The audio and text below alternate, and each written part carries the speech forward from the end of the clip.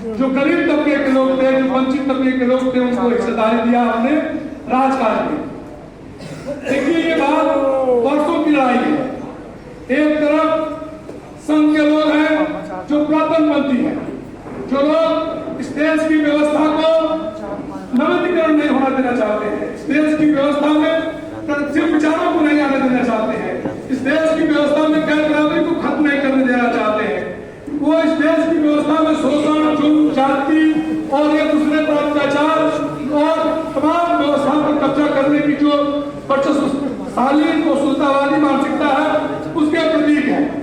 दूसरी तरफ हम लोग गांधी के मानने वाले लोग हैं, अम्बेडकर को मानने वाले लोग हैं, लोहिया को मानने वाले लोग हैं, जेपी को मानने वाले हैं, इंदिरा को, राजीव को मानने वाले लोग हैं।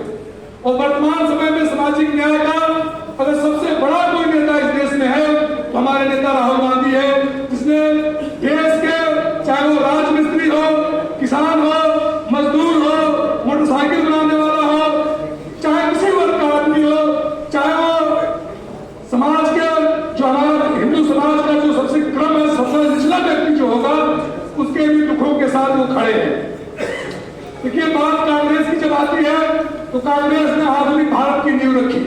इस देश के संविधान के निर्माण में उसने प्रयास किया कि इस देश में विविधता है, इस देश में सैकड़ों प्रकार की भाषा और बोलियां हैं, इस देश में रहने वाले लोगों का रहन सहन अलग अलग प्रकार का है।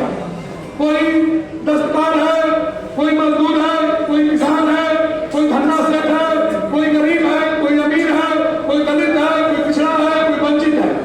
लेकिन कांग्रेस ने संविधान के नजरिए से सबको बराबर रखा और प्रयास किया कि इस देश में जो गैर बराबरी है उसको खत्म करके समतामूलक समाज की स्थापना करे।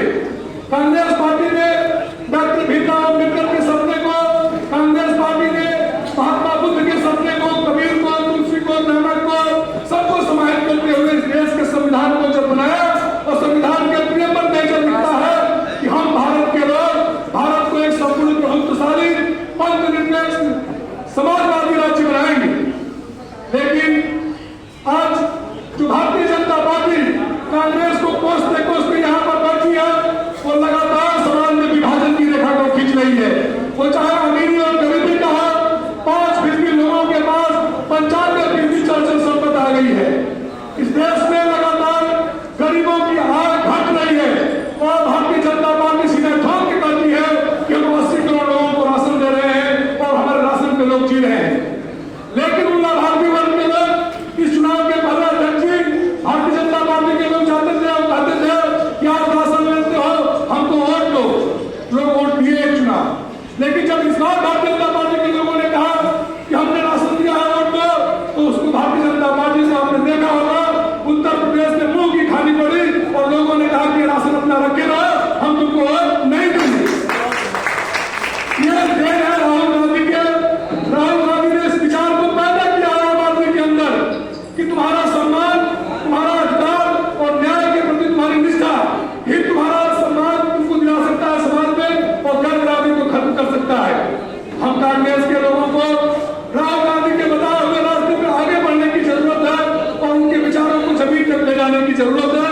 कांग्रेस अपने आप इस देश में सत्ता पर आ जाएगी और भारतीय जनता पार्टी की जो सरकार है वो आज बैसाखी पर सरकार है और भारतीय जनता पार्टी की सरकार ने जो लोगों को सोच रखी थी कि लोगों की चेतना को शून्य कर दिए हैं, लोगों के अंदर धार्मिक उन्माद, सांप्रदायिक तनाव, जातिगत विघटन पैदा करके लोगों को बहुत वर्षों तक राज करेंगे।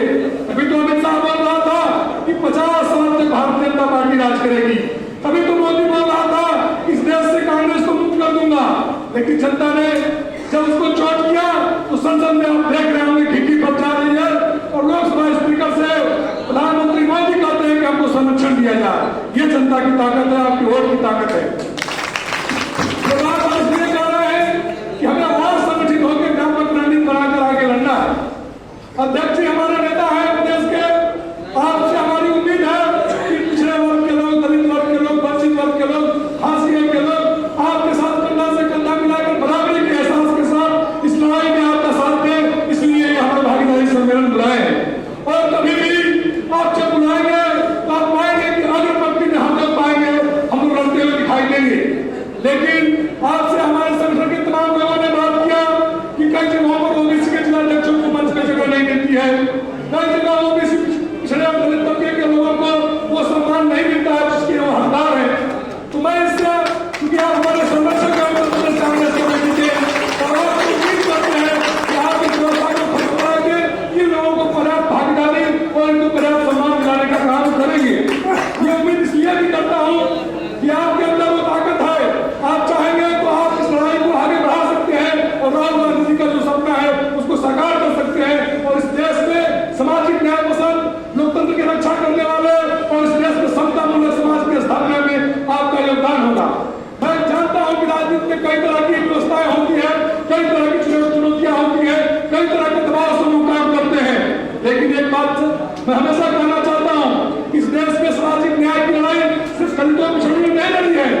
इस देश की सामाजिक न्याय और सत्ता मूलक समाज की स्थापना करने में अगले समाज के लोगों का बड़ा योगदान रहा है, उसको हमें नहीं भूलना चाहिए। वो चाहे जयप्रकाश नारायण हो, चाहे लोहिया राय हो, चाहे जवाहरलाल नेहरू रहे हो। जवाहरलाल नेहरू ने उस समय दुनिया की सबसे उत्तम व्यवस्था को ले आकर हिंदुस्तान में लागू किया और साम्यवादी व्यवस्था की जो हमारे पंचवर्षीय योजनाएं थी, जो लोक कल्याणकारी राज्य की अवधारणा थी, उसको नेहरू लेकर आए। नेहरू जी बार बार कहते थे कि अगर हमको संप्रदाय सामुदायिकता अगर खत्म करना है तो हमें धार्मिकता को आगे करना है, और उन्होंने उस रास्ते को चुना। नेहरू के समय में सबसे बड़े नेता तो देश के लोकप्रिय थे, वो चाहते तो देश को किसी दिशा में ले जा सकते थे, लेकिन नेहरू ने इस देश को किस दिशा में ले गए? नेहरू इस देश के लोगों के अंदर वैज्ञानिक चेतना का संचार किया, उन्होंने बांधों का निर्माण कराया, IIM बनाया ताकि इस देश के लोग शिक्षित होकर एक अच्छे नागरिक बन सके और दुनिया के साथ कदमताल में आकर चल सके। इसी अवधारणा के तहत हम लोग कांग्रेस में हैं, हम लोग छात्र राज्य से आए, हमारे तमाम लोग हैं